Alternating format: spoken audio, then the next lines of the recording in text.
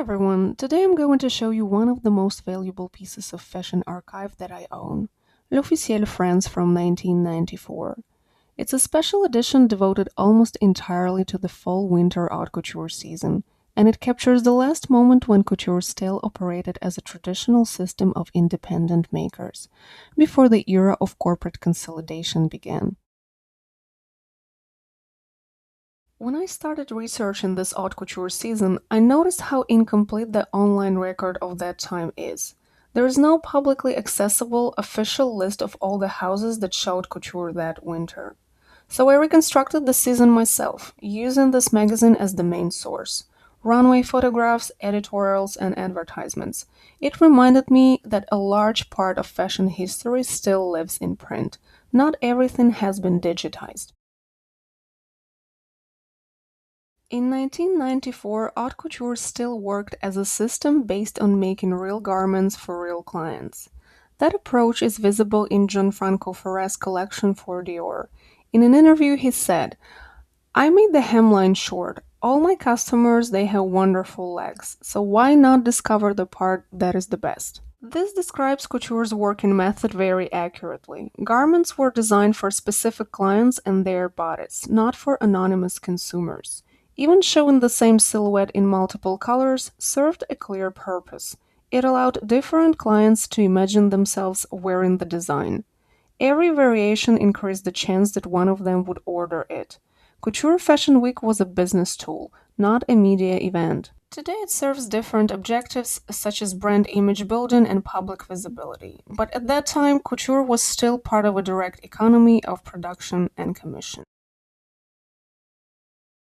Another detail I noticed in this issue is the visible presence of suppliers. Fabric producers such as Bucol, Abraham, Toroni, and embroidery ateliers like Charisma were credited in captions and advertisements. They were treated as creative partners, not anonymous subcontractors. Mentioning them did not weaken a house's identity. Because couture relied on real payment from real customers, material quality directly supported credibility and helped justify the price point. Couture was built through a network of collaborations between designers, textile mills, embroidery workshops, and various specialized producers. Even when two houses used the same textile supplier, their results remained unmistakably distinct. Similar Bucol black silk damask could appear at both Givenchy and Christian Lacroix, but you couldn't mistake one for the other. Couturiers had no reason to keep their suppliers secret, because what defined identity was not the material itself, but how each designer transformed it. By the early 2000s, many of these collaborative credits disappeared from public mention. Over time, couture houses stopped crediting their suppliers as fashion communication became centered on brands' general identity instead of production details. Even the shows that looked most theatrical in 1994 were still commercially oriented. Louis Farrow's collection that winter was presented as a journey through Italian cultural themes: Commedia dell'arte, Venetian Carnival, medieval art, Italian cinema. However, the editorial captions carefully listed all fabrics in both French and English, confirming that these were garments for global clientele. Every piece was meant to be ordered and worn. Between 1994 and 2009, most of the couture houses featured in that issue, and there were 17 of them, either closed or stopped producing couture. Only a few continued. This was not a creative decline, but an economic and institutional shift. The group of clients who used to support couture became smaller, while large luxury groups such as LVMH and Kering expanded, absorbing individual houses into corporate structures. Within these structures, couture stopped functioning as a separate business. It became a tool of promotion of a brand's more accessible products such as accessories, cosmetics, and perfumes. The money spent on couture shows and atelier maintenance stopped being counted as production cost and was moved to advertising budgets. This L'Officiel issue from 1994 captures that turning point.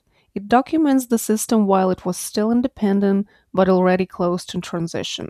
Today, haute couture ateliers still operate with a very high technical standards, but they no longer depend on direct orders. Instead, couture lines play a supporting role. They create publicity and confirm a house's reputation.